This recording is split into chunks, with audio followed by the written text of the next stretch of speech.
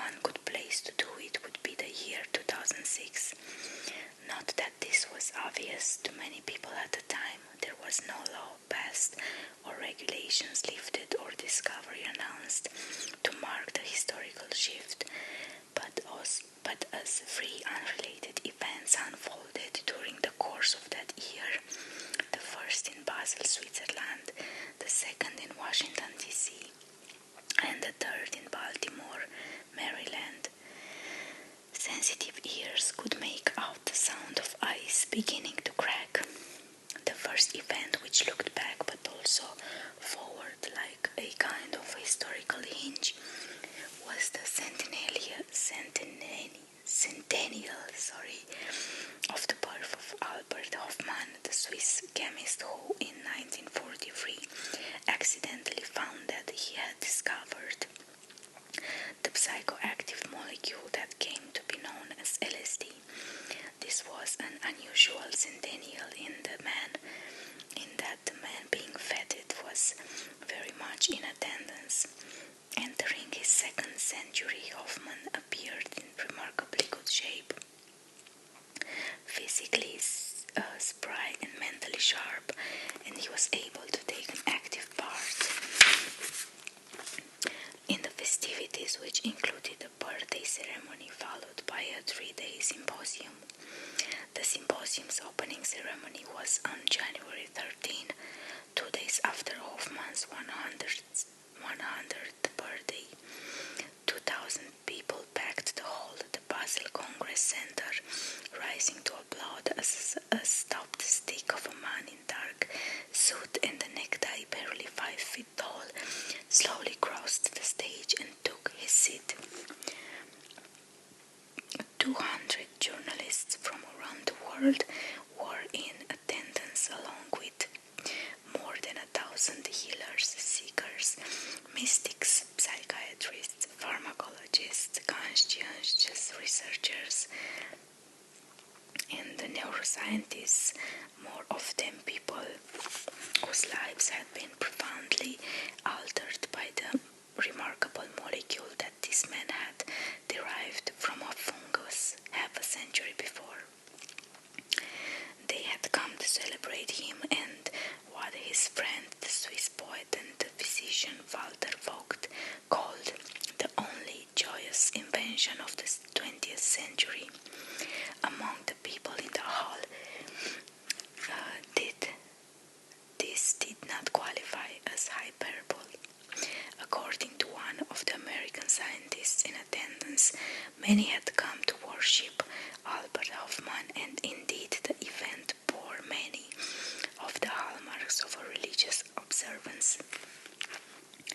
Although virtually every person in that hall knew the story of LSD's discovery by heart, Hoffmann was asked to recite the creation myth one more time.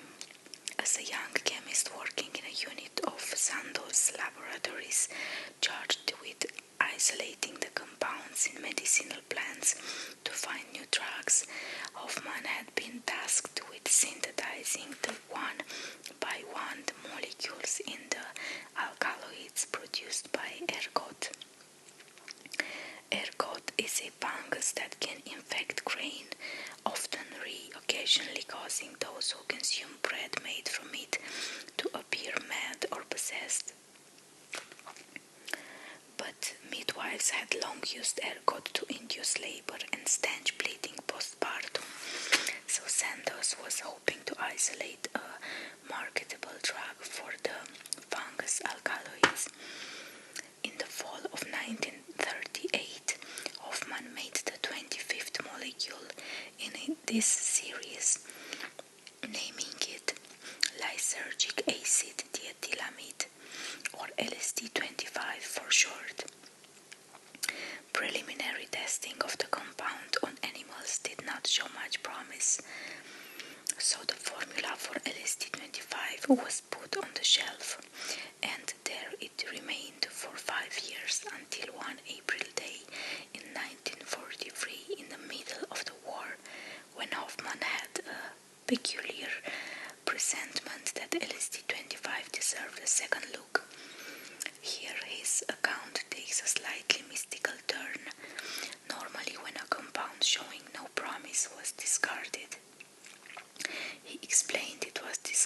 for good, but Hoffman liked the chemical structure of LSD molecule, and something about it told him that this substance could possess properties other than those established in the first investigation. Another mysterious anomaly occurred when synthesized LSD-25 for the second time.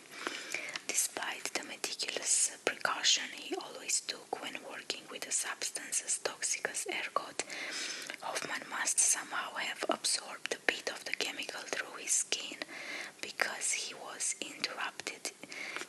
quote, interrupted in my work by unusual sensations, end of quote. Hoffman went home, lay down on a couch, and in a dreamlike state with eyes closed, I perceived an uninterrupted stream of fantastic pictures, extraordinary shapes with intense kaleidoscopic play of colors.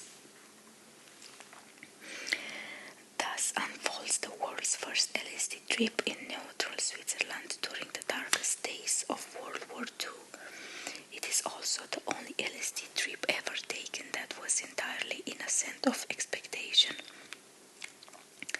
Intrigued, Hoffman decided a few days later to conduct an experiment on himself, not an uncommon practice at the time. Proceeding with what he thought was extreme caution, he ingested 0.25 milligrams. A milligram is 1,000th of a gram of LSD dissolved in a glass of water. This would represent a minuscule dose of any other drug, but LSD, it turns out, is one of the most potent psychoactive compounds ever discovered, active at doses measured in micrograms, that is 1,000th of a milligram. This surprising fact would soon inspire scientists to look for and eventually find the brain receptors and the endogenous chemical serotonin that activates them like a key in a lock, as a way to explain how such a small number of molecules could have such a profound effect on the mind. In this and other ways, Hoffman's discovery helped to launch modern brain science in the 1950s. Now unfolds the world's first bad acid trip, as Hoffman is plunged into what he is certain is irretrievable madness. He tells his lab assistant he needs to get home, and with the use of automobiles restricted during wartime, he somehow manages to pedal home by bicycle and lie down while his assistant summons the doctor. Hoffman describes how familiar objects and pieces of furniture assumed grotesque, threatening forms. They were in continuous motion, animated as if driven by an inner restlessness. He experienced the disintegration of the outer world and the dissolution of his own ego. A demon had invaded me, had taken possession of my body, mind, and soul. I jumped up and screamed, trying to free myself from him, but then sank down again and lay helpless on the sofa. Hoffman became convinced he was going to be rendered permanently insane, or might actually be dying. My ego was suspended somewhere in space, and I saw my body lying dead on the sofa. When the doctor arrived and examined him, however, he found that all Hoffman's vital signs, heartbeat, blood pressure, breathing, were perfectly normal. The only indication something was amiss were his pupils, which were dilated in the extreme.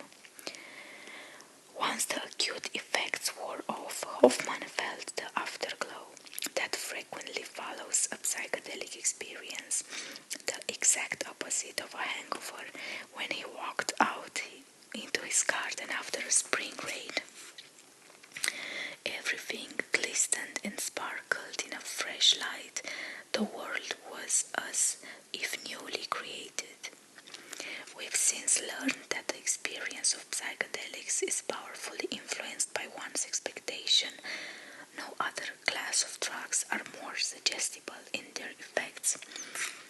Because Hoffman experiences with LSD are the only ones we have that are uncontaminated by previous accounts.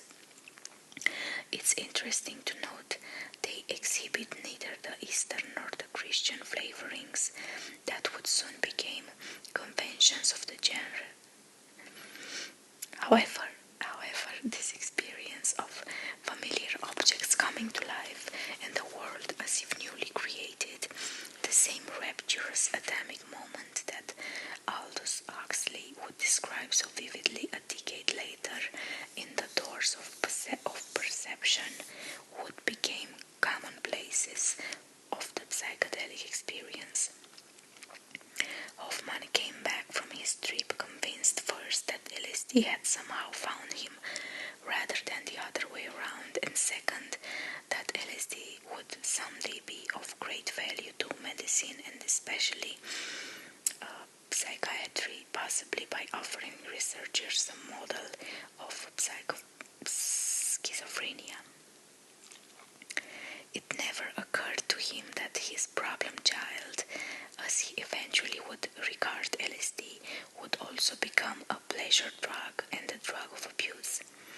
Yet Hoffman also came to regard the youth culture's adoption of LSD in the 1960s as an understandable response to the emptiness of what he described as a materialist, industrialized, and spiritually impoverished society that had lost its connection to nature. This master of chemistry, perhaps the most materialist of all disciplines, emerged from his experience with LSD's 25, convinced the molecule offered civilization not only a potential therapeutic but also a spiritual balm by opening a crack in the edifice of materialist rationality. Like so many who followed after him, the brilliant chemist became something of a mystic, preaching a gospel of spiritual renewal and reconnection with nature, presented with a bouquet of roses. That 2006 day in Basel, the scientist told the assemblage that the feeling of co-creatureliness with all things alive should enter our consciousness more fully and counterbalance the materialistic and nonsensical technological development in others to enable us to return to the roses, to the flowers, to nature, where we belong. The audience erupted in applause. A skeptical witness to the event would not be entirely wrong to regard the little man on the stage as the founder of a new religion and the audience as his congregation. But if this is a religion, it's one with a significant difference. Typically, only the founder of a religion and perhaps a few early acolytes can lay claim to the kind of authority that flows from a direct experience of the sacred. For everyone coming after, there is the comparatively thin gruel of the stories, the symbolism of the sacrament and faith. History attenuates the original power of it all, which now must be mediated by the priests, but the extraordinary promise on offer of the Church of Psychedelics is that anyone at any time may gain access to the primary religious experience by means of the sacrament, which happens to be a psychoactive molecule. Faith is rendered superfluous. Running alongside the celebration spiritual undercurrent, however, there also, perhaps somewhat incongruously, came science. During that week symposium following the observation of Hoffman's birthday, researchers from a variety of disciplines, including neuroscience, science, psychiatry, pharmacology, and consciousness studies, as well as the arts, explored the impact of Hoffman's invention on society and culture and its potential for expanding our understanding of consciousness and treating several intractable mental disorders. A handful of research projects studying the effects of psychedelics on humans had been approved or were underway in Switzerland and the United States.